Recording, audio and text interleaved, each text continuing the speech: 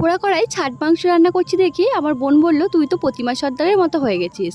দেখবি এবার তোকে সবাই বলবে তুই সাঁওতাল, তুই খেতে পাস না, তাই জন্য এই ছাট মাংস রান্না করছিস, না হলে বলবে তুই প্রতিমা সর্দারকে কপি করছিস। দেখো, সত্যি বলতে আমি এই দুটোর মধ্যে কিছুই করছি না।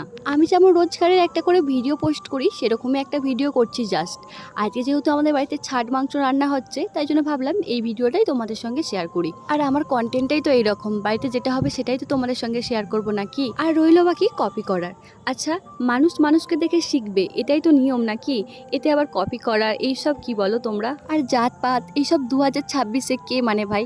সবাই আমরা মানুষ, এটাই বড় কথা আর কি। আর দেখো, এই গরমে উনুনে রান্না করতে করতে আমার অবস্থাটা কি হয়েছে। সত্যি কথা বলতে মাংসর থেকে আমার কিন্তু এই ছাল, চামড়া, মানে এই পাগুলোই বেশি খেতে ভালো লাগে। মানে ছাট মাংসটাই কিন্তু আমি বেশি ভালোবাসি, তাই জন্যই কিন্তু বাবা আজকে নিয়ে এসেছে। আমার রান্না করতে করতে এত কষ্ট হচ্ছিল যে বোন আবার এসে বসলো, কি বলবো আর।